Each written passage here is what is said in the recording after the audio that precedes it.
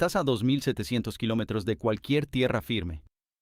El punto Nemo es el cementerio de satélites de la NASA. Aquí, los astronautas de la estación espacial están más cerca de ti que cualquier otro humano en la Tierra.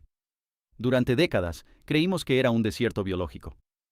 Pero en 1997, algo emitió un sonido que viajó 5.000 kilómetros bajo el agua.